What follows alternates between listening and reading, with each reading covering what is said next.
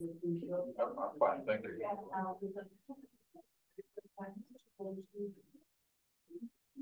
Yes.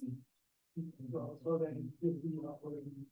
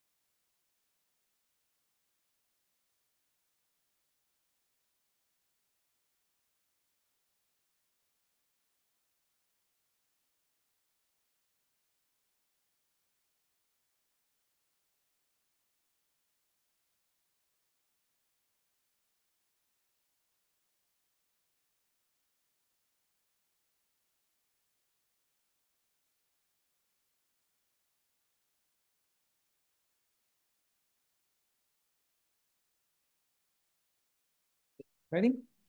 It fills my cup. I know, that's a cup. Good morning. Is it still morning? No. Good to go, Tita? I'm ready.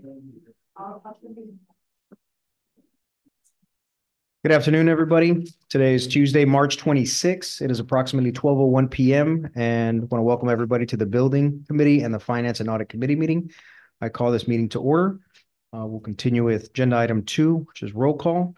We'll start with the Building Committee. Mercurio Martinez Jr. Present. Lupita Cepeda. Absent. Jorge Delgado. Present. Esteban Rangel. Present. And we'll move to the Finance and Audit Committee meeting members. Jorge Delgado, present. Esteban Rangel. Present.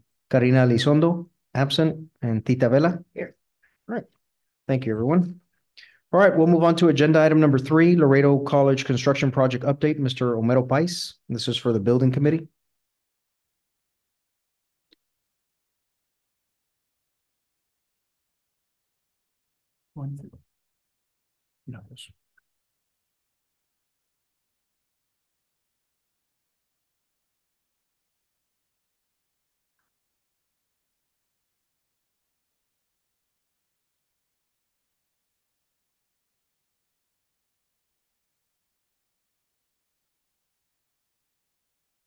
Hey, good afternoon. Homero Pais, for the record, bringing you an update of all the construction projects that we currently have going on at both campuses. Today is March 26th. And what the photographs that I have here are the latest, probably in the last 5 days. So it's all current work actually going on right now.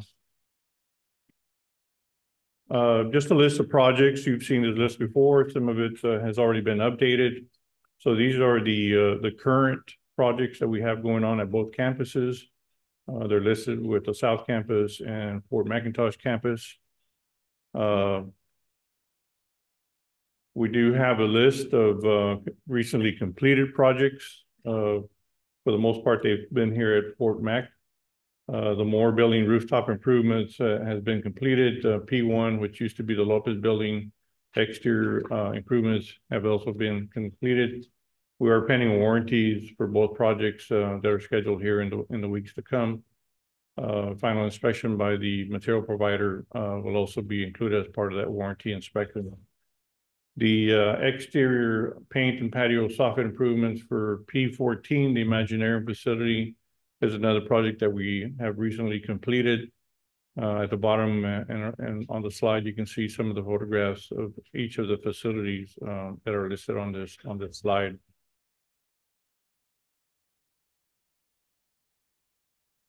The diesel auto collision shop expansion project. Again, I've got just for reference, I have the dates still listed on the slide above. So this is an ongoing project. We've had a lot of improvements and progress on the job site. The current photos that are displayed here in the slide show you some of the waterproofing membrane that has been placed on some of the walls, some of the finished block veneer that is currently going up as we speak, and some of the other finishes, openings for the diesel shop for the new overhead doors have also been displayed here in one of the photographs. So we do have plenty of progress on this project. Some additional photos of the actual structural steel of the auto collision and the diesel shop expansion, showing the blanket insulation supported by the straps. The current slide down on the bottom in the middle shows you the diesel expansion. There's been some progress here in the past 3 or 4 days. We do have one additional bay to be covered up, and that will take place for the rest of this week and next week, and we should have a covered, weathered-in diesel shop expansion area with the completed rooftop on it.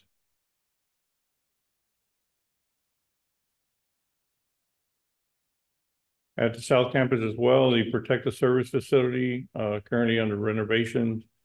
Some of the photographs taken here show you some of the new sheetrock, tape and float, suspended ceiling grid, new lighting, LED lighting. the large lecture room in the center of the slide, showing you the framing of the raised platform. We're currently working with a furniture provider for the new layout desk. That's work that's currently going on. I'll show you a couple of slides of what we have schematically right now.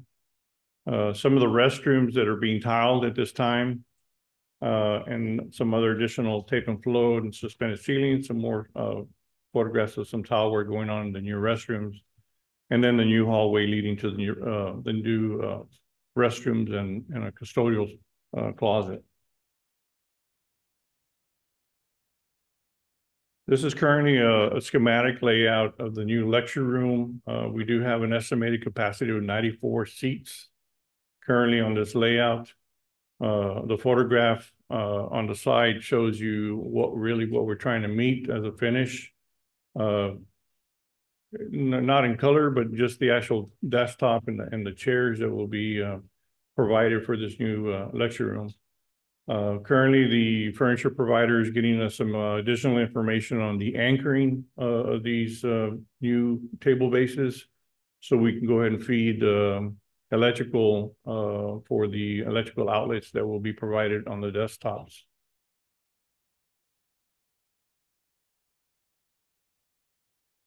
Here at the Fort McIntosh, we do have currently the ongoing MFA HVAC replacement equipment, chill water line improvements. We are on schedule as part of the listing that you see up above. We did meet all of the spring break planning for the flow valve that were installed at the LEAC, the VPA, and the MFA building. And then I'll show you some additional photos of some groundwork that we're currently doing right now with the contractor. But some of this is the new piping to the chill yard. A lot of it has been already pretty much completed. A lot of installation taking place right now to insulate all the new lines. That's most of the work that's pending, and that should be completed here in the coming weeks. And we'll be pending several items that we have listed here. We're pending AEP for a new transformer to go ahead and energize the new equipment. We do have fencing that is scheduled to arrive in April to enclose the new chiller yard. And then, of course, we have the dates for substantial completion and final completion of this project. Some additional photographs. This work actually started during the spring break. This is the permanent connection, the new permanent connection for the MFA building. So we're intercepting the existing lines. Several photographs showing all the work that's going on. This is directly behind the MFA at the old small chiller yard, which will eventually be eliminated and will be fed with the new chill water system that's being installed at this time.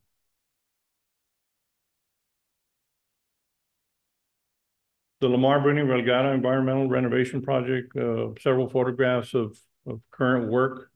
We have some additional improvements on the animal vet building.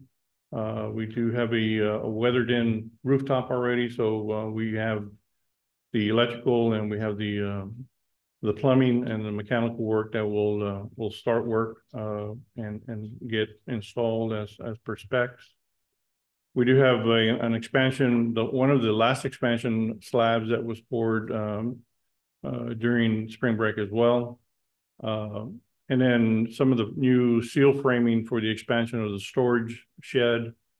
And then down at the bottom, we've gone to the phase where the contractor working on the wet ponds has removed the large boulders from the pool areas to go ahead and prepare for the new finish. That's currently ongoing work for the pool improvements at each of the wet areas. And then this structure here is the small structure that is included as part of the bird enclosure. And then again, the alligator pond is being extended to the new concrete slab that was recently poured as well. The Arechiga facility here close to us, it's getting into a renovation phase already. A lot of the demolition has almost been completed. Some of the last work for demo was removing the old HVAC units out of the attic area. Some of the photographs that I have here show you the open attic area now without the mechanical equipment in it. So now it's nice and open. It does have some old existing bad insulation on the rafters of the roof, which will be removed.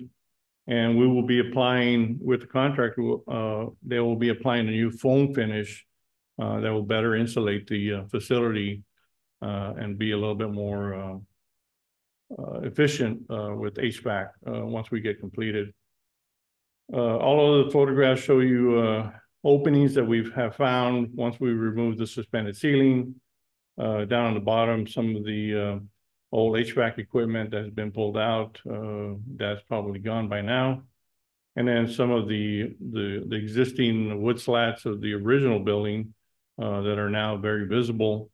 And then some more equipment out in the back patio that has been removed since this photograph has been taken. We have uncovered plenty of things now that we don't have a suspended ceiling in the building. Some photographs will kind of show you of the existing conditions of the building. These are the staircases leading up from the first to the second to the third floor. We are going to have to redo some of these landings. So that's all on the schedule for the improvements. And then down the bottom, you could see some of the new metal studs for some of the restroom areas that have been installed already. We do have some improvements also for the restrooms on the second floor.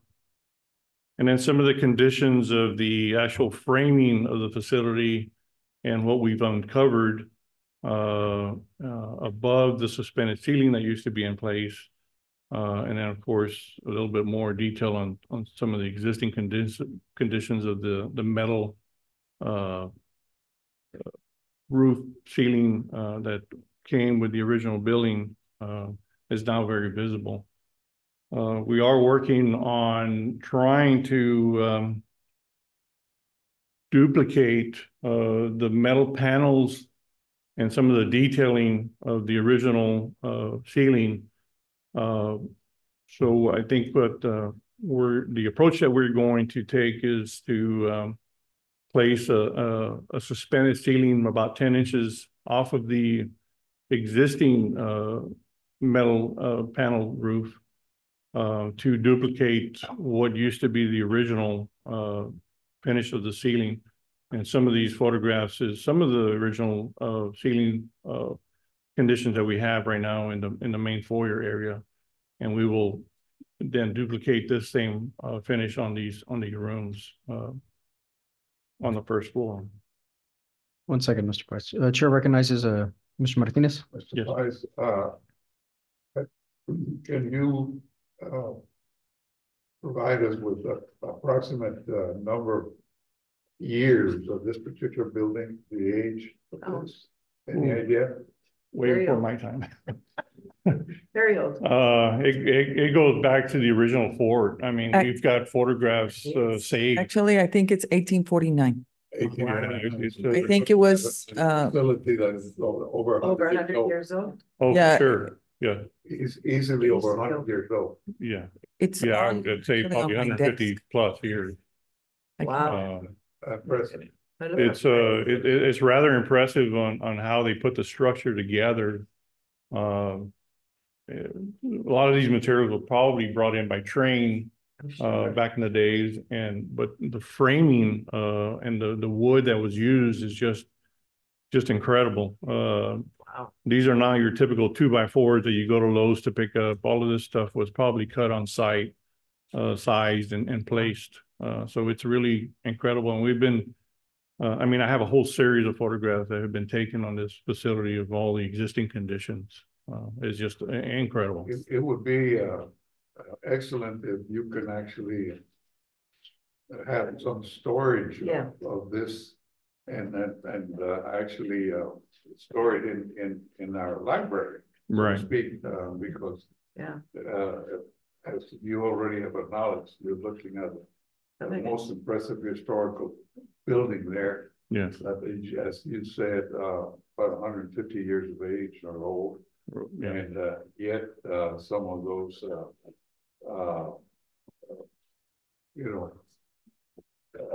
materials, if I may call it that, and particularly, I've been reading that the old lumber that we used to be doesn't compare to the present ones. The old lumber was certainly far more sturdier or had greater, shall I say, strength.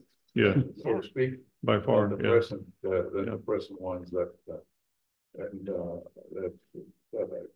if some of that can actually be placed put on display or actually, give proper archived. Yes. Yeah. Proper storage to some of these, that would be Definitely very much part of our history here at Fort McIntosh. Yes. For the record, Chair recognizes Ms. Lupita Cepeda as joining the Building Committee meeting. Thank you. From the Building Committee. May continue, Mr. Vice. Thank you. On the outside, I don't believe I have any photographs of the outside work going on, but currently all of the columns of the facility have been supported with new concrete bases. So the contractor will now move into start forming and placing the stacks to go ahead and form the new concrete slab on both patios on either side. The Moore building, I think today we have an agenda item for discussion, and we're bringing you a guaranteed maximum price for some improvements to the Moore facility. And I believe Cesar Vela will have that presented to you here on another item. But we're currently at a point where we do have a CMAR in hand, and all the construction documents have been completed, and we do have documents with the contractor right now. So we wait for your review and hopefully an approval so we can go ahead and proceed with this project. Chair recognizes Tita Vela. It would be interesting to find out what the original Aretia hall was used for. Like way back when it was. It was the officers' barracks. Yes. So they actually lived there? That's where, wow. Yeah. And I believe we have some photographs of record of that. That'd be. The actual use. On schedule also, we do have some old facilities that are being recommended for demolition. We do have documentation already in progress, and those are ready for us to proceed with demolition. I believe the funding will come to us later on this year. So we can go ahead and proceed with demolition of P7 and 8 and the West Annex facility.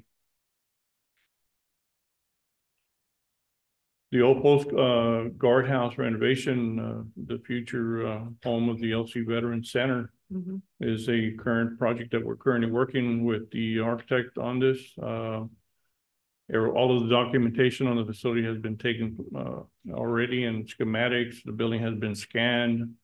And we have all that information with the architect, and we are proceeding with schematics. I do have the latest with me to show you.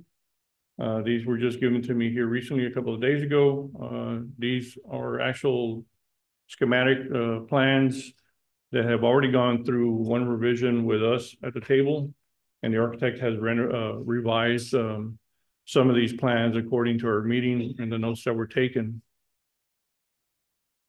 This one shows you the site plan of the actual location and the existing conditions around the facility. These are currently the elevations of the facility there at the guard shack. And then this is a brand new off the press floor plan from the architect that was given to me a couple of days ago. The plan has been revised. So some of you that might have sat in the meeting with us, some of these notes have been taken into account, and the floor plan has been revised. So this gives you a little bit of the flow of the facility and the different spaces that we are planning for it. along with the backside for the restroom and the break room and a couple of storage areas. And that will be a foundation that will be new to the facility because it is currently existing at a different level. So we do have to meet ADA requirements. So that portion of the foundation will be re-poured and brought up to the level of the existing old building.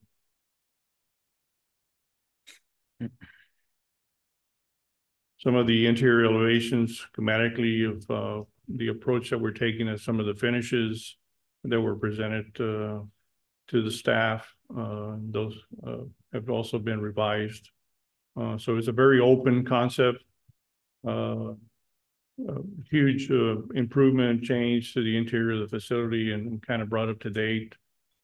Still keeping the outside condition of the facility and just bringing it up to date as well.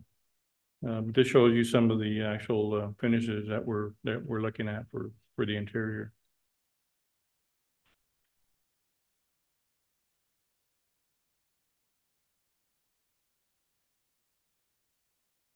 I believe this is the last slide of my presentation. This is the Ruben Garcia. We do have some improvements that are currently going on and should be completed, fully completed for the Ruben Garcia. This is for the chill water lines that, that were replaced inside the facility. If you have any questions. Any questions from members of the committee? No, good job. Thank you. Thank you, Mr. Thank Price. you. All right, we'll quickly move on to agenda item number 4, which is the Laredo College Water Rights Report. Mr. Cesar Vela. We do have another presentation as an update of the IT fiber optic. Albert Chavez will give you that.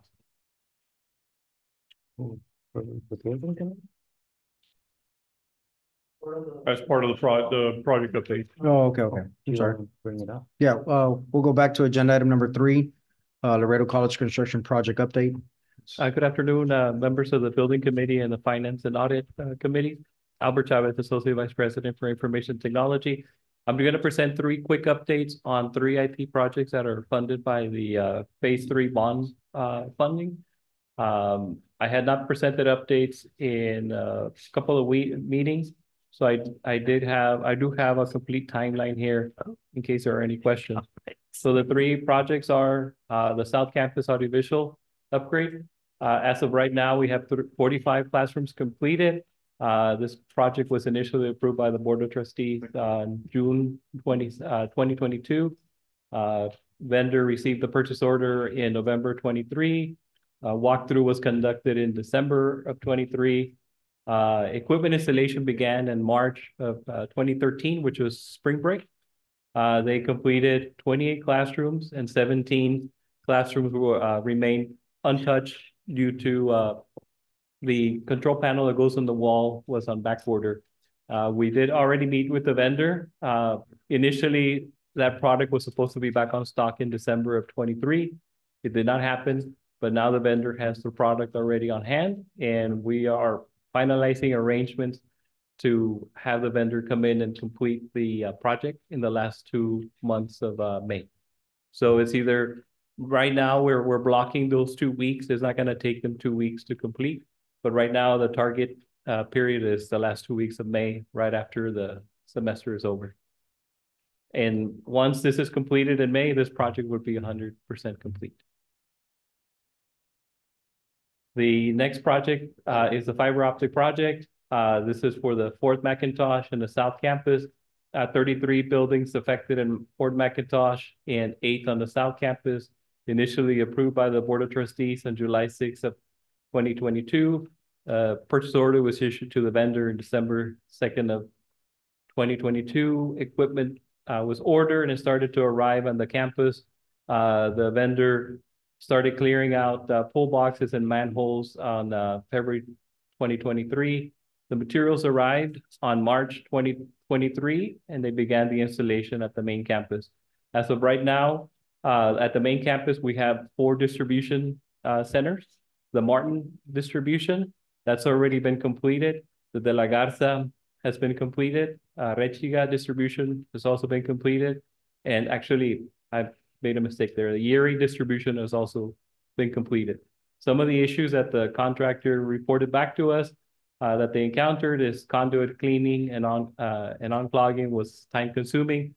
The infrastructure in this campus is older, so they encountered several issues. Conduits were broken and blocked in several areas. Several junction boxes were covered by dirt and time consuming to locate. Contractor worked weekends and after hours to clean the conduits. There was a change request that was also approved by the board for this particular project.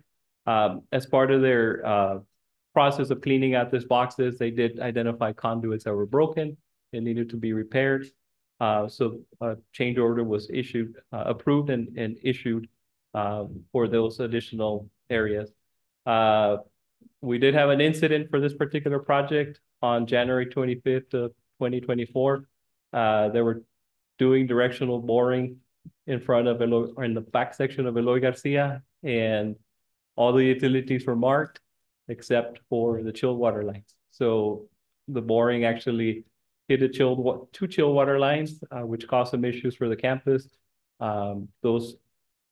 It took about 2 to 3 weeks to have that area, those pipes repaired. Luckily, it was during cool weather, so there was some minor inconveniences to some of the buildings, but that was one of the issues that was encountered and resolved.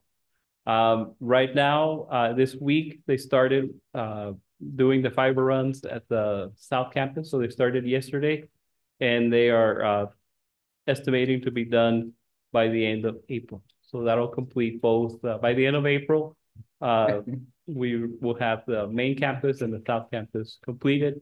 So we can also wrap up this second project 100%. Is it the same contractor doing all the work? Or do we have several? No, the South Campus Audiovisual, that's a company out of Dallas, AbSound. The fiber optic is being done through a company called Computer Solutions, but they subcontracted to Global Technologies here in town. So technically, Joe Flores, owner of Global Technologies, is the one doing the work, but the PO was issued to Computer Technologies in San Antonio. So they're the contractor. And so Joe's the sub that's handling the work. And for the South Campus CCTV projects, similar situation, Gray Bar is the vendor that received the purchase order. They are the ones that ordered all the materials and components. And then the subcontractor that's doing the labor is Global Technology. So this project was approved by the Board of Trustees on June 24th, 2021. Purchase order was issued on August 26th of 21. Vendor placed equipment on September 2021. Again, this was towards the end of COVID, so materials are still hard to obtain. There was a project kickoff meeting on December 15th of 2021. At that point, I made a note, not all the equipment had arrived, but it was decided to start working with whatever was already available. The contractor started installation of data drops on March 15, 2021, which was spring break. Remaining cameras for the project started to arrive on November 2021. At that point, they requested authorization to install or to put a storage container on the South Campus, and that happened on October 21. All the data drops for the interior and building cameras were completed by April of 2022. They also installed the 5 emergency phones that were part of this project. They were pending electrical work. As they were doing the installation, it was identified that the parking lot electrical poles only had high voltage, and the low voltage, the 110, was not working. So we had to get a scope of work to have an electrician repair those lines. And that happened right here, pending electrical quotes for outdoor cameras and phones. So there was a walkthrough done with the electrician on September of 2023. And then on November of 2023, the electrician completed the work. Contractor also in December 23 finished mounting all the outdoor cameras. And right now, the only thing we're pending, and we already spoke to the vendor, we will have in the next 2 weeks, We're pending power supplies for 5 PTC cameras, pan-tilt zoom cameras. And we're also missing the wireless receivers for the cameras that are in the parking lot. So as soon as that comes in, the remaining part of the project, which is those exterior cameras and emergency phones, will be 100% online. And we're estimating for this project to also be completed on April 24. And that'll wrap up the 3 projects from IT that are funded by the Phase 3 bond funding. Any questions on any of those Any projects? questions from members of the committee? Thank you, Mr. Chavez. you. Thank you. All right, now we'll move on to number 4, Laredo College Water Rights Report. Mr. Cesar Vela.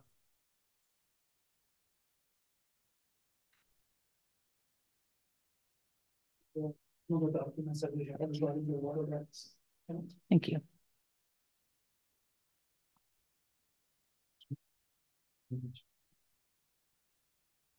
Thank you.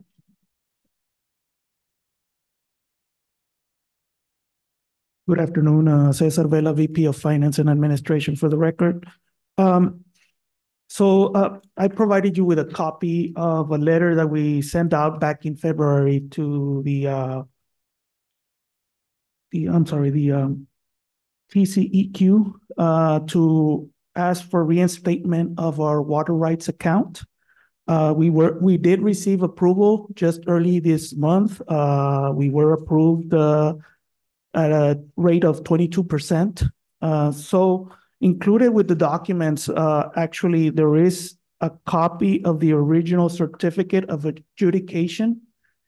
The water rights were originally owned by Dye Trucking Company, and Laredo College acquired those rights from Dye Trucking Company back in 1991.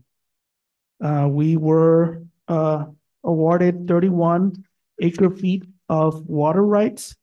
And just to put it into perspective, 31 acre-feet is equivalent to 10.1 million gallons of water.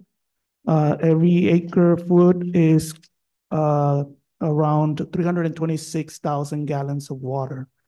As I mentioned, we did request that our account be reinstated, and we were reinstated at 22%. So that is equivalent to about 2.2 million gallons of water for the year. We do have to start activity on the account by the end of the year. If not, it will go back to an inactive status. So the next step that we have to do is essentially now work on the infrastructure to get the water to our sports complex. The purpose of the account is for irrigation purposes. That is the approval that we have. Now, looking at the data that we have here, again, we acquired the rights back in 1991 from Dye Trucking Company. And it appears that the last time that this account had activity was in 1992. So it has been inactive for all those years. So now at this point, like I said, it's just getting the infrastructure in. So now we're going to start working on providing what the cost will be to add a pump and the lines to be able to irrigate the fields using this account. How long will that take? We need to fast track it because, again, we have to show activity in the account.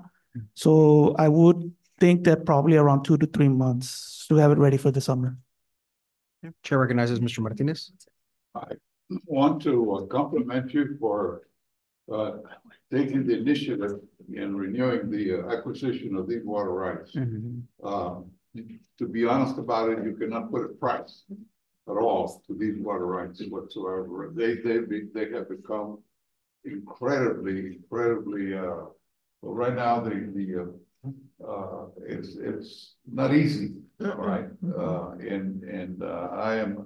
I want to compliment you for having the initiative in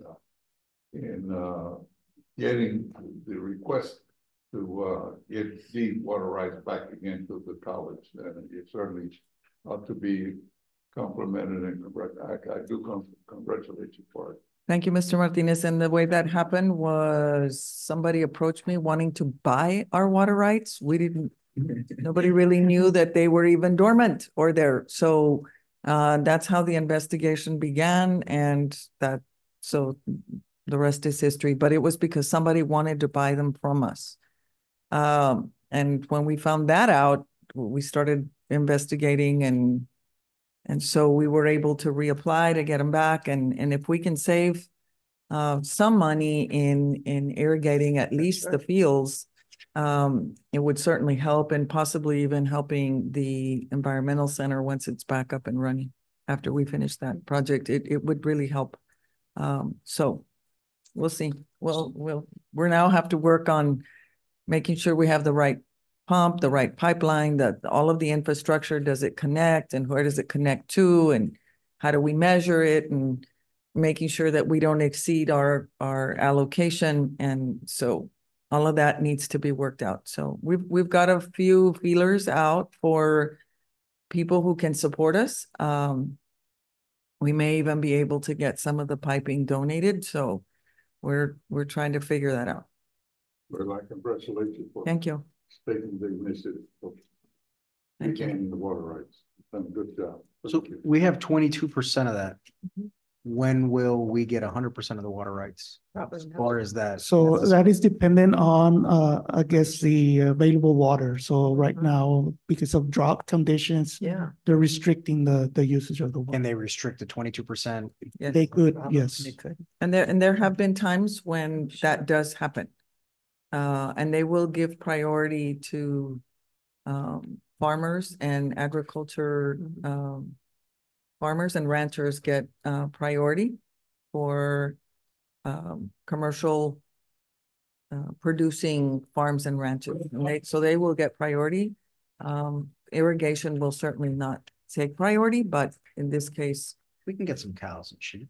our environmental center may want goats. I don't know, but we'll see. It'll just depend. But yes, they could restrict it all. And right now, as you all know, the river is low, and so we'll see. All right. Thank you very much, Dr. Ramirez. Any other questions? Thank you, Mr. Levin. Thank you. All right, we'll move on to agenda item number 5, February 2024 financial report. Mr. Cesar Vela.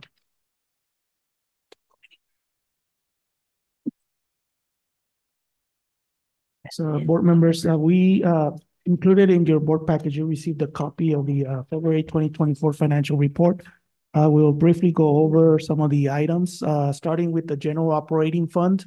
Revenues for the year totaled $67,897,405. That is 94.3% of our budgeted revenue. A couple of items to note on the operating revenue for the year. The first one is for this year, we have received already a deposit of $1,230,955 for the FAST program. This is the funding that was received by the college from the state for the dual enrolled students. We're currently being funded by the state for dual enrolled students at a rate of $55 per semester credit hour. So we did receive our allocation for the fall semester. Those figures are not included in the February report. They were not part of our budgeted revenue. So this will be additional funding that will be coming in for the year. They were not, when we created the budget for the 2024 year, we did not account for that revenue. So this will be additional revenue on top of the projected 71.9 million. The other item to note here is just a quick note on the tuition revenue. We are pending to do a reclassification or an adjustment to record the amount that was the allowances that we made for the dual credit students. Again, when we're no longer charging the school districts for the dual students, so it is at no cost to the school districts, the system will automatically reduce that revenue from our tuition revenue So the system will calculate and reduce that tuition. However, that calculation also takes into account all the fees. So we do need to reclassify some of the fees over to the tuition revenue. So right now you're looking at a $2.3 million revenue line or revenue for the year for tuition. That number should be closer to 4.7 million. So there's about $2 million that need to be reclassified from the general use fee and the fees line item over to the tuition fee. However, again, that's just a reclassification between line items. Overall, the 14.9 million that you see there, that is the true figure. Now that compared to last year we were at 14, last year at this point, we had recorded tuition and fee revenue of 14.6 million. This year we have 14.9 million. So again, it's just a reclassification between line items. And if I may add, so that was for the first 8 weeks. We should be expecting another fast allocation for the second 8 weeks. Yes, so for the spring semester, we'll be getting, we're projecting to get another 1.2 million. So overall for the FAST program, we're expecting that for the year, we'll have about 2.4 million.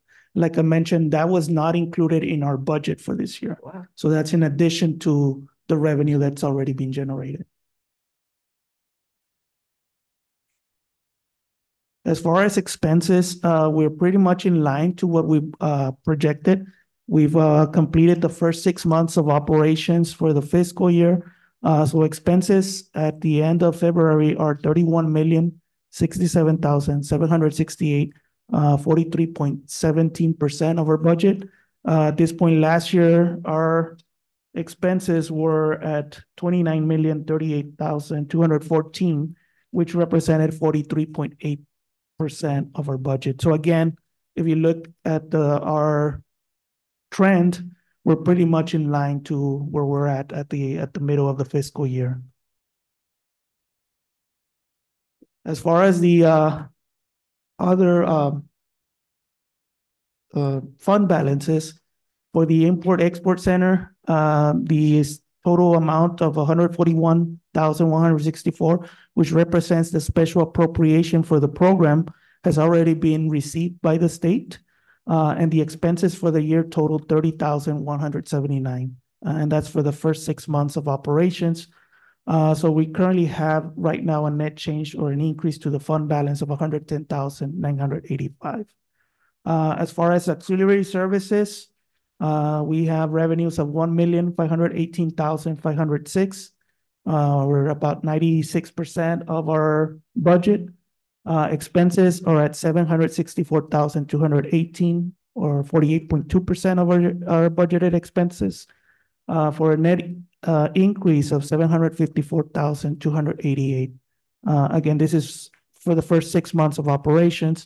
As far as restricted funds, we have revenues and expenses of 20,295,579. Again, the bulk of all this activity resides in the federal funds, primarily the Pell Grants, and this represents fall and spring semesters. The Facilities Master Plan Phase 3, we are getting ready to present the last project for approval at the Thursday meeting. So we are now down to the last 8.9 million. All the funds have been allocated to projects. For the year, we have recorded interest revenue of 291,000, which goes back into the fund for to cover expenditures. We have year-to-date expenses of 4.2 million, or a net decrease to the Facilities Master Plan bond proceeds of 3.9 million. So again, the balance now stands at 8,918,295. Again, all those funds have already been allocated, with the exception of the one that we're just getting ready to present at the Thursday meeting for approval. Tax collections for the year total 41,017,609. That represents 89.25% of our tax levy. Compared to the last 2 years, we are a little bit behind.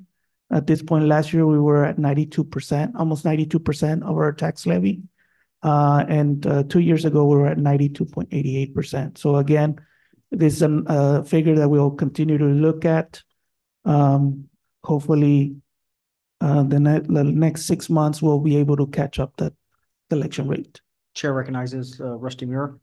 Mr. Chair and board members, Dr. Ramirez, you might recall during last month's Finance Committee meeting, we took a look at the collection rate for the end of January 2024. That was the current year collection rate.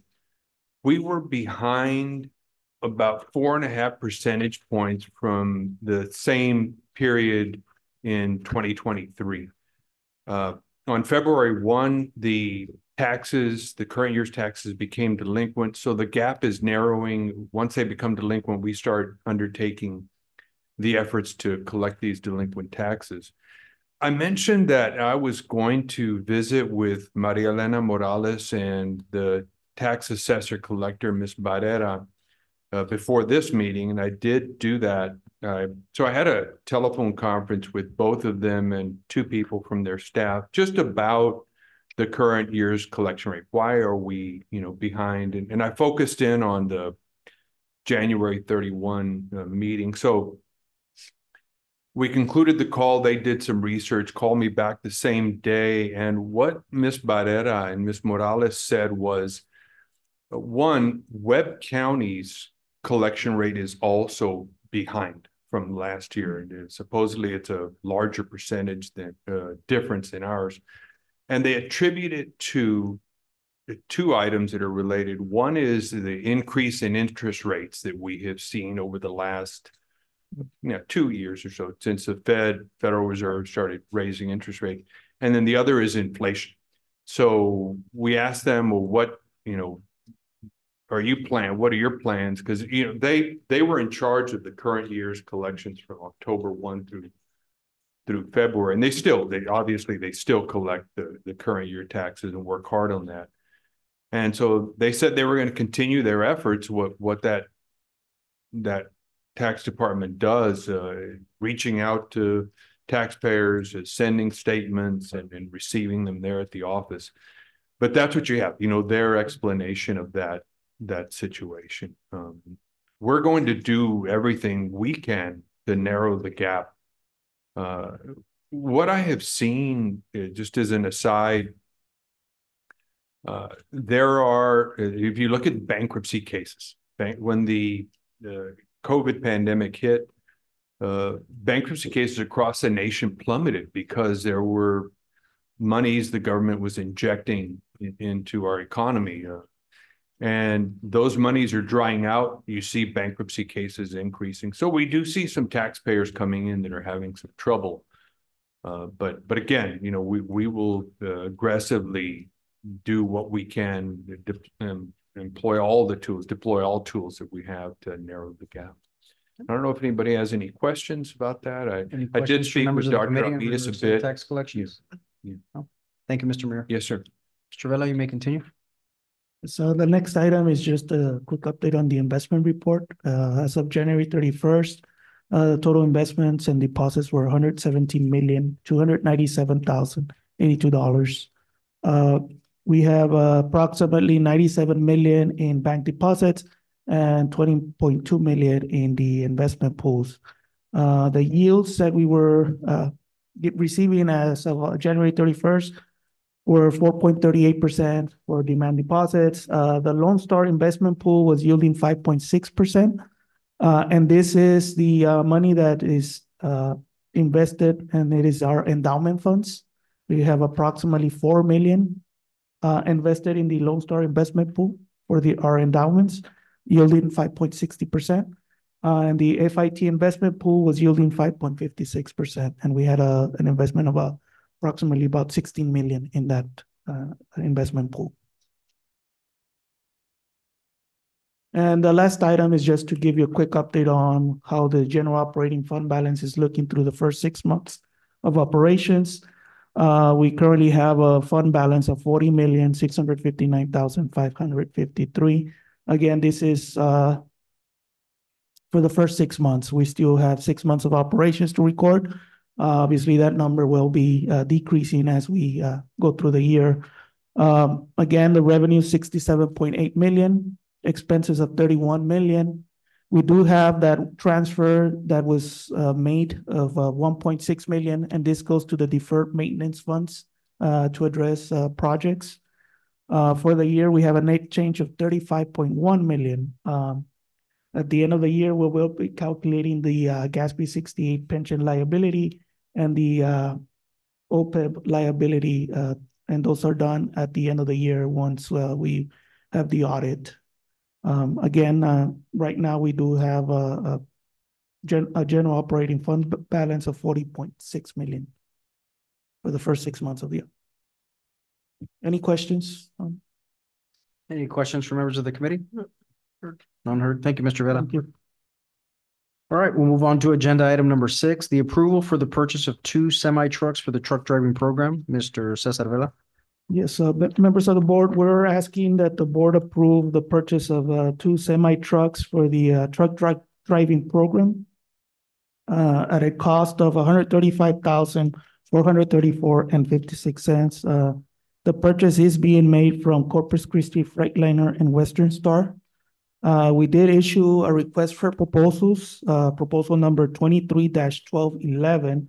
We did receive 3 bids. One from Globe Express Trucking, Inc., one from Bruckner's Truck and Equipment, and the one that we are recommending, Corpus Christi Freightliner. Unfortunately, we were unable to recommend the lowest bidder, and that was because the vehicles that were submitted for on the proposal or the bid by the vendor were what we call the day cab trucks, and we were looking for the sleeper cabs because we are able to accommodate more students inside the vehicle. The 124,000 bid was the single cab, which would only accommodate the driver and the student and the teacher. And the one that we're proposing is the one that can accommodate an additional 2 students riding on the back. How many trucks do we currently have right now? So we currently have, with the purchase of these 2 new trucks, 8 trucks. So we have 6 right now. We have 7, and actually, yeah, 7. One is going to be repurposed and sent over to the diesel mechanic shop. And these 2 additional trucks will, I guess, assist for the number of students that we have? Yes, sir. So they are in the process of hiring 2 full-time instructors. And so I believe my understanding is the paperwork is already on being processed. So with that, they're looking to increase enrollment. So currently right now, enrollment for those courses averages around 75 students a year. So they're with the projections that we have, it's that they are looking to increase it to about 120 to 150 students. Wow. How many students do we presently have? So right now, the ongoing for 2024, they have 43 students enrolled. How many instructors? So right now they have 3 adjunct faculty members. Mr. Semenangel? Yeah, real quick, Dr. Ramirez, and are you moving on hiring those 2 positions for drivers? As soon as I get the recommendation, sir, yes. So they're already, we're already going through the process of interviewing. They're going through the hiring process. Okay, great. Yes, and as soon as I get the recommendation, we'll hire them. The idea is to increase enrollment in the program. Yes. If we have enough trucks and enough instructors, we shouldn't be limiting ourselves to, 10 students in the program. Mm-hmm. We should actually be increasing the number, and with the money that we were given by the city to actually pay for the tuition. Mm-hmm. We're also doing an assessment of cost of the program in comparison to what other programs in the area are charging. I was about to ask that because I know I've seen, and from a private side, there was 2 new CDL companies that were opening up. And my concern, of course, I always brag about the college, and I'm not sure how we compare price-wise with regards to some of these private programs, because usually the way I've always seen it is if the privates are opening up and there's private schools, so to speak, that are opening up, teaching these courses, how exactly do we compete with the tuition? Yes, and I'll ask Ms. Cortez to come by and maybe provide you some of that information. I believe her team has compiled some of that information for you. Yeah, we could possibly get a little bit of a scope of what is the outside entity doing on pricing, and then what is our perspective of pricing. Yes, thank you. Good afternoon, board members, Dr. Ramirez. So we did a little bit of research and we found there's about 6 schools right now. Okay, they're like coming up really, really quick. But the one that's been around probably as long as we have is LHCT, and their tuition fee is $4,500. Okay. What do we charge? We charge currently we're charging $4,000. $39.99. We had the same tuition for about 10 years. Okay, so we recently increased it. The other schools within the area, Estudios Driving School, they charge $4,500. Pro Trucking Driving Schools, $4,500. And Grace CDL, $4,500. So everybody's pretty much within the same range. There are other schools that, if you want to call them schools, but a lot of times they're just a lot with a truck, with a little, a modular or something to that effect. Now, we did find that some of these schools do offer promotions, like this month, they might have a 20% discount or things like that. But these programs are not really structured the way the community college structures it, because keep in mind, we have to abide by coordinating board, workforce education, and all of those requirements that we have to commit to. We also went as far as doing a little bit of research on what other community colleges are doing. In the Valley, South Texas College, their tuition is $3,988, so $4,000. Southwest Texas Junior College, $4,500. Alamo Colleges, $5,000, and Del Mar College, $4,500. And as Mr. Vela mentions, the plan is to increase the enrollment. And one of the ways that we're going to be able to do that is by becoming a approved testing site. Okay. And we're already in the process of that. We did provide a timeline to Dr. Hernandez upon his request. That's the purpose of the 2 full-time instructors. In order to be a testing site, there has to be some full-time instructors. They have to go through a training. DPS has to approve them. And like that, we don't have to depend or be at the mercy of DPS as to, you can only send 3 students today. Tomorrow, you can only send 1 student. We'll be able to do our own testing. Nice. And now that we already have the pad in place, of course, that was the whole purpose of doing that. Mr. Rangel? Ms. Cortez, do any of these private entities have that ability to be working with DPS? Or are we separate because we are a government entity? No, LHCT is also an approved testing site. So, and what are their numbers? If you know. I would not have that information, sir. No, but DPS is not just going to approve any school, to be a testing site. Yes. Mm-hmm. Is there ever the possibility of us trying to lower the price of the tuition? Would that be even a recommendation or not? Not really. I mean, if the purpose of wanting to reduce would be to increase our enrollment, okay, 1. So keep in mind that most of our students that go through the truck driving program, they do not pay out of pocket.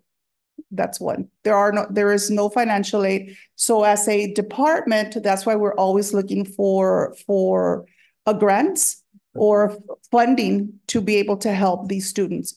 Many students also come through the Workforce Solutions through WIOA. That's really the only other funding source available. Community Action Agency at times also has grants, but they serve the really, really, really low income individuals. And WIOA, there's a long waiting list. In fact, we're working with the Workforce Solutions office right now through our partnership for Laredo Cares to be able to serve some of those students that they have waiting in line.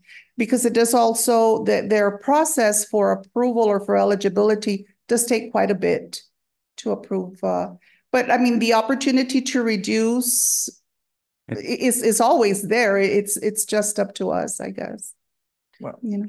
Well, I mean, up to us how we're gonna subsidize it. yeah, well, I mean, As that's well. that's my question. You don't want to be losing money and not be able to sustain at least even paying the instructors or anything like that. Well, it's not self-sustaining when you take into account the cost of equipment. Well, As true. well. Yeah, that's So, true. Maintenance. Yeah, Yeah, maintenance. that's not a self-sustaining program. However, it is a high-need program. And now with the way House Bill 8 is going to fund us for that program, I think there will be some additional support for us to do that. Yes, And so that was never done before. correct. And so the reporting of that is clearly, and I've mentioned this to you all for the last year, this is going to be why reporting is so critical in so that we can get, like we're doing with the dual credits, with the FAST program, it's the same thing. How are we doing that? How are we going to do that in the continuing ed and workforce programs? It's the same kind of reporting because now the funding is different. And this is one of those high need areas. And so they're looking at it very, very closely, and how we manage it and how we control it is very, very important. And so by increasing faculty and adding full-time faculty is critical. We have those 3 simulators. Ideally, we would be able to or allowed to apply for another JET grant maybe this coming year for an additional 3 simulators. That should help as well. We don't have $300,000 laying around for that. And so, you know, the good thing is with the upgrades into our student information system, we'll be able to do some and facilitate some of the tracking of students a little bit better. And so that should help a great deal. So there's a lot of moving parts right now. I think the first thing is, how do we support the program we have, and how do we expand the enrollment and still be in compliance? So I think those are the critical issues, and we can do a lot with money, obviously, but you know, being able to request additional funding from the city through the CARES program to help support this would be a huge project. Now, there are, recently we hosted an event for LUSBA on campus. And there are many of those freight forwarders that are very interested in doing something to help support the tuition of drivers, and them having the opportunity to at least make a pitch to hire them, just like we do with our nursing program in the hospitals. And so I think there are lots of opportunities for us to start reaching out more to community members to help support the program. And they also recommending individuals to come to the program and get certified. I was about to ask that, and I don't know if we go that extra step on trying to helping them, you know, once they get certified and everything, if we help them transition into the workforce. We have to. We Like, do. We have do to. that. Yes, we do. We Okay, have so we to. do. Okay, great. And we have to track them for a year now. Yes, Okay. so we do That's have, really good. we do have recruiters also from major companies that we have been working with for years Okay, that come in to recruit our students. Yes. very good. Chair recognizes Mr. Martinez. Thank you, Mr. Chairman.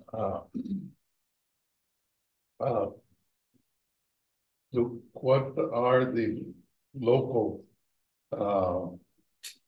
educational groups that we have here in Laredo? Not necessarily out of this area, but do we have actual training here specifically? Any local firms that actually do the training for drivers? Yes. How many are they? The larger ones, we have 4, sir. There are 4. Aside from Laredo College, yes. Outside of Laredo. Yes. The largest one being LHCT. They're located on Highway 359. Yes. So they're probably, if competition wise, they're probably one of our largest competitors.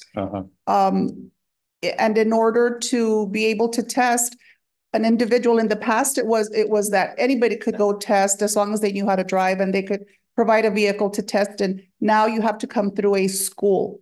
And that's why we see more schools appearing, you know, but very few will have the structure that we have and provide the instruction that we have. As Dr. Ramirez says, with our simulators, we also offer them tutoring through online learning. So there's a lot of different things that we do with our students to ensure that they do complete, and that's our main goal, and that they get their license. So right now, then the new rules are that you need to go through a specific training program. That's correct. Yes. With a recognized training institution, if I'm gonna call it that. Okay. Keep in mind that, as you probably are aware, okay, there is in the bridges that we actually have, there are the city, right along with the Mexican government, are expanding the number of lanes. Yes. So in order to actually be able to handle a greater number of 18-wheelers that will be coming through. Correct. Now, if also another thing, of course, that's I would say at least a good 5 or a good 8 years before anything would be actually coming through in our community, and I'm talking about Bridge 45.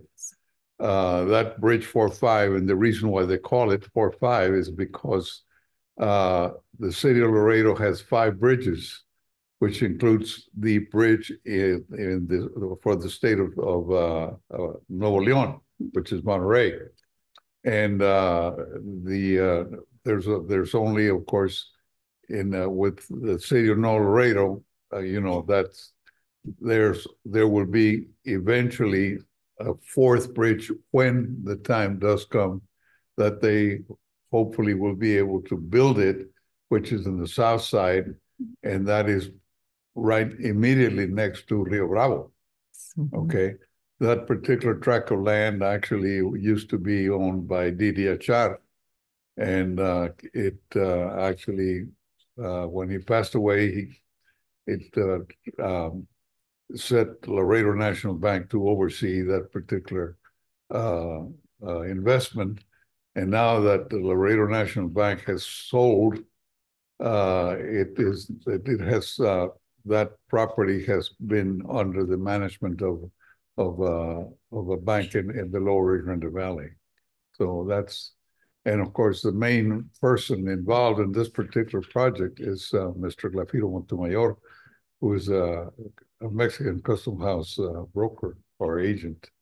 And I understand that they are pushing very, very strongly, right along with the county, to actually have co-ownership on actual construction of this particular bridge. So those are all good things. Yes. For our programs. Yes. That's right. Yes, sir. So, and if I may add, whenever employers are hiring individuals, they just don't ask for their licenses. They also ask, what school did you go to? And they provide a certificate of completion from Laredo College. I think that carries a lot of weight as well when selecting somebody that will be employed within their companies.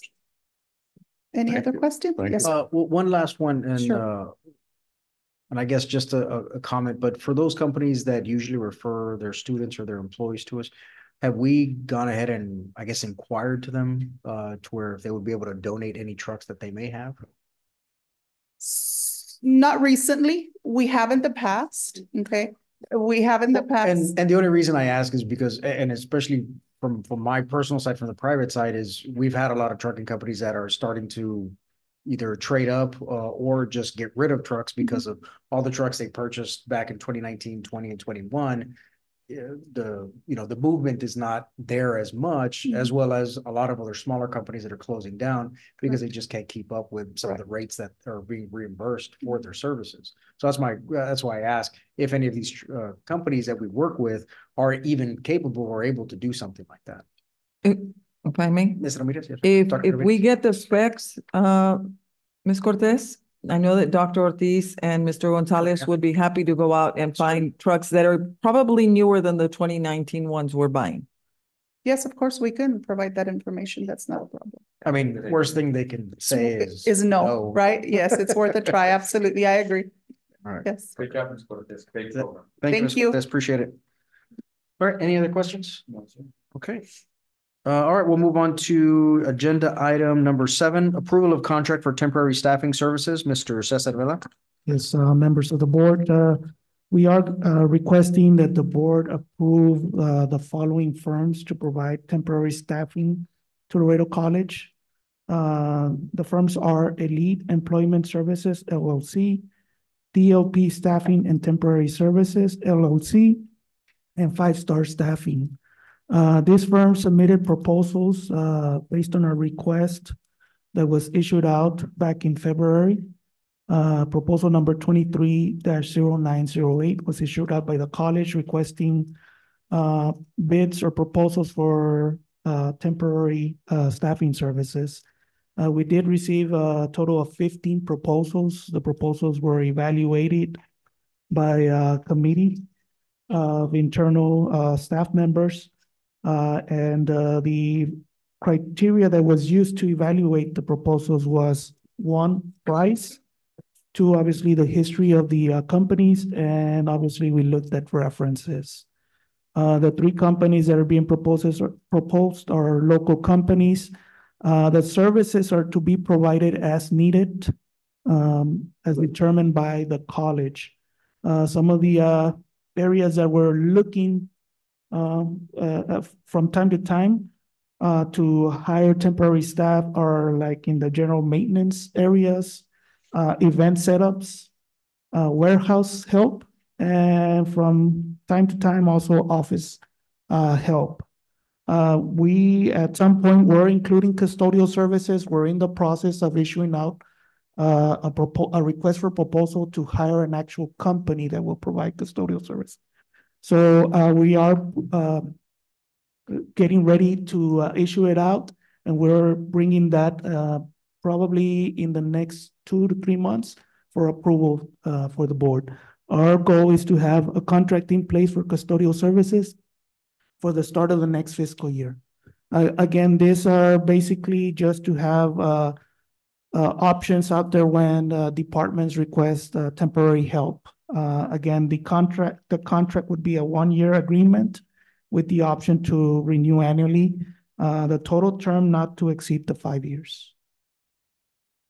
Is there a reason why we're going with 3 companies? The reason is that sometimes companies may not be able to provide staff, so it gives us an option to go to the next one and see if they have available staff.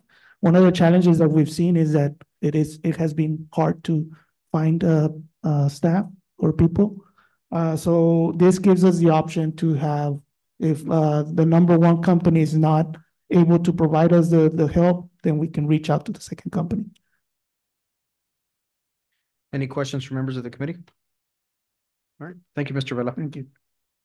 All right, we'll move on to approve agenda item number 8, approval of guaranteed maximum price for the Moore Vocational Building. Mr. Cesar Vela. Yes, members of the board, we at the Thursday meeting are going to be asking that the board approve the guaranteed maximum price of $1,617,183.23 for the renovations of the and improvements to the Moore Vocational Welding Lab. This is a component of the Laredo College Facilities Master Plan Phase 3. We're also going to ask that the board approve the use of $260,327.23 from the fiscal year 2024 general operating budget surplus to cover the difference needed to complete the project. Currently, we have allocated funds from the bond proceeds of the Facilities Master Plan Phase 3 projects, we have allocated $856,856. From phase two, we've allocated $500,000, and the difference of $260,327.23 are being recommended to be taken out of the surplus that we'll have at the 2024 operating budget. So the total cost for the project would be $1,617,183.23. And I do have quickly, I can go over the scope of work for this project. One of the issues that we had in this area is that the welding labs, the heat that the equipment creates and the lack of ventilation in this area makes it very hot for our students and staff, especially during the summertime. So part of the scope that we have for this project is basically adding a covered area in the center of the two facilities, and we're talking about adding a covered roof here in the central courtyard. The idea is to be able to move equipment out of some of these labs and put it under that shade and cover. The project calls for electrical work to be conducted in this area. In addition to that, we are going to be opening the west side wall of one of the lab areas. We'll be adding an overhead door, which you can see here in the one of the elevations here. And we're also adding louvers to increase the circulation into that one lab area. In order to do that, we do need to relocate some of the equipment that is currently in that lab area. And that will be moved over to this southeast lab area. We're going to be relocating some of the lab equipment, or some of the welding equipment that's on the west side will be relocated to the southeast corner of the complex. Included in the work is also, like I mentioned, there is a lot of electrical work that needs to be done so that we can relocate some of this equipment. And we'll also be upgrading some of the lighting in the lab areas.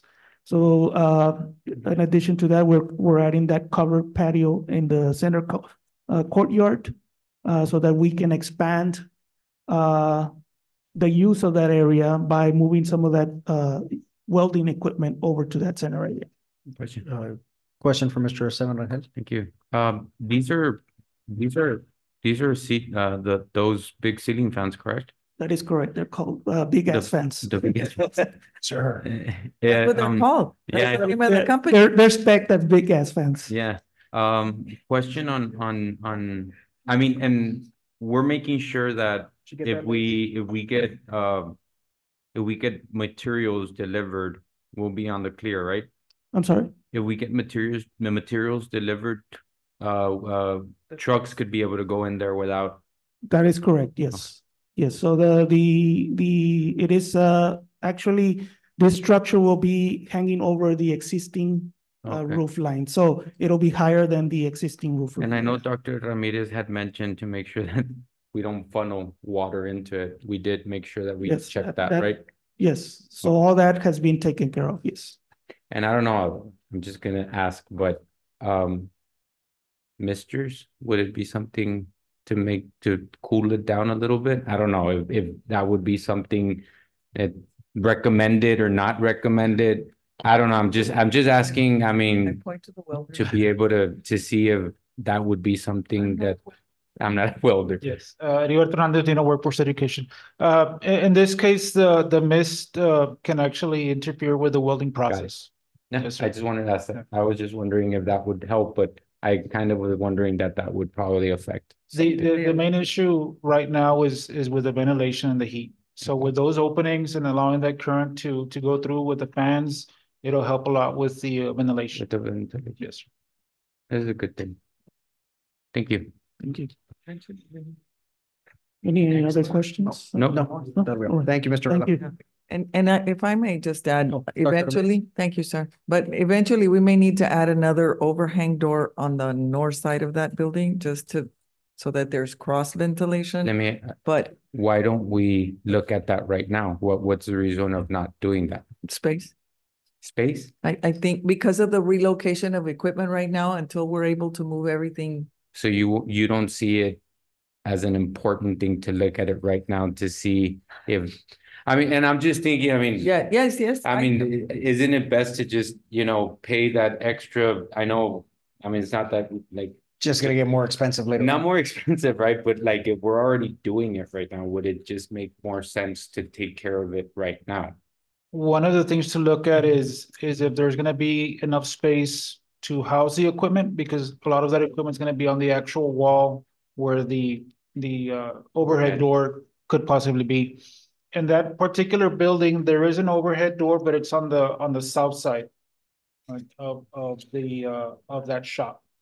So the air, you can picture, can come in like this and kind of curve out to the So south side. you don't want to, in other words, you don't want to look at it right now. I think it'll jeopardize the amount of space available for the welders. Okay. For the equipment. Okay. We do have, I believe, some louvers that are gonna be on that side, which Okay. can provide some ventilation that currently aren't there right now. Or if they are, these will be larger.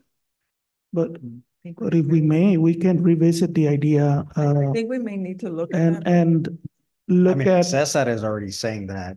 well, I think y'all kind of need to Well, I jump on mean, that. it just makes a lot of sense if they're already there and they're already doing it. I don't know, Doc, if it's would be something to be looked at right now, if we're gonna spend that money to be able to Hopefully not implement. delay the overall project. Yeah, well, Right. that's, Well, I'm not an architect and nor a welder, but I think that, I guess it doesn't merit to look at. and this is the first time I see those. Yeah. So I'll see another 20 or 30,000, maybe 50. so about 50,000 to add that door. Well, I mean, again, you guys are the ones that are out there, Doc, so Well, you let- can know. We'll we can revisit explore- that little piece revisit and that. see what we come up with, but it may. And if it you have may to merit amend it for, I mean, yeah. Okay, It may merit that thank you. along the way. Thank you, Mr. Rangel. Thank you, Dr. Ramirez. I think, okay, thank you very much, Mr. Villa. All right, we'll move on to agenda item number 9, approval for the purchase of computers, Mr. Albert Chavez. Good afternoon, members of the Finance and Audit Committee. For this particular item, we're requesting approval to purchase computers for lab and employee refresh purposes. The total amount for this order is $584,901.32. And this is primarily to replace computers that are older than 4 years at the main and the south campus. The reseller for this purchase is Dell, using DIR contract, DIR TSO 3763. This is actually part of our equipment purchase allocation for our current FY 2024 budget. And one thing that I did not put on there, it's a total of 529 computers in this order. What do you do with the old computers, Mr. Chavez? Are you swapping them? Are The they taking them old, the or? old computers go to the warehouse and the warehouse team disposes of them by selling them.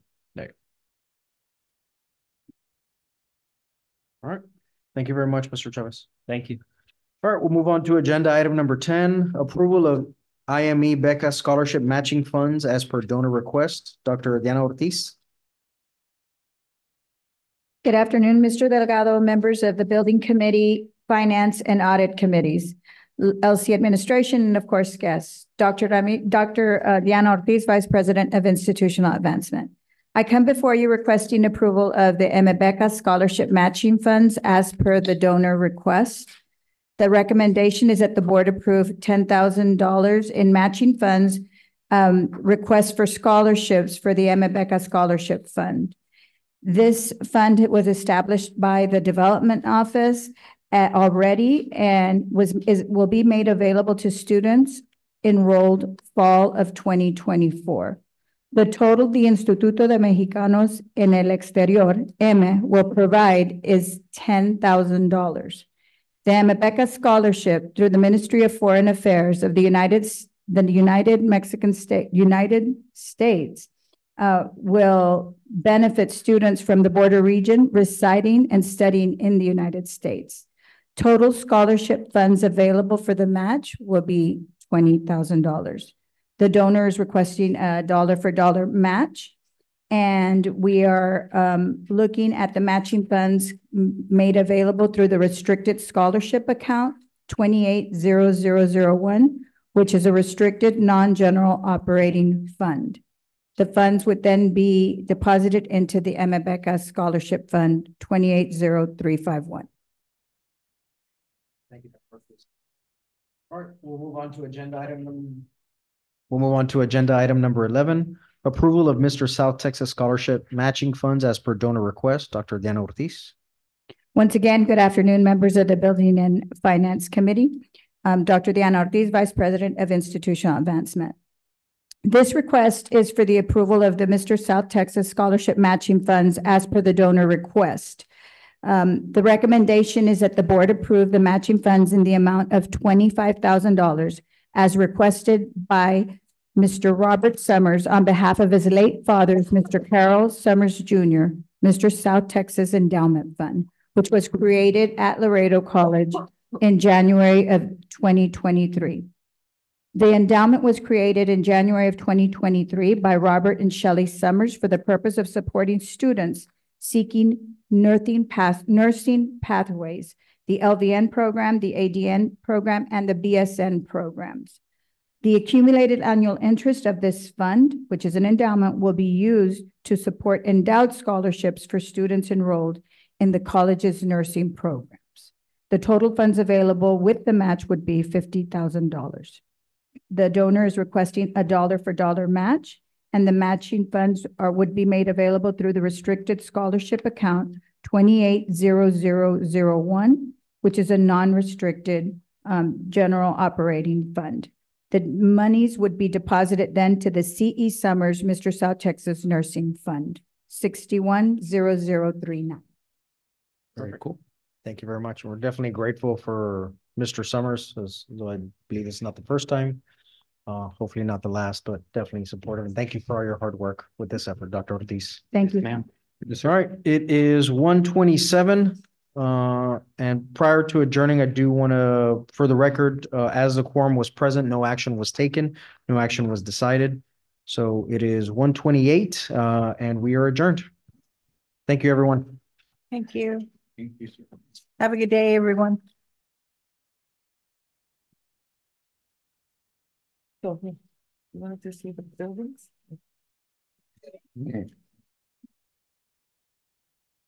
Where'd you get it? No, this was produced. We're gonna start.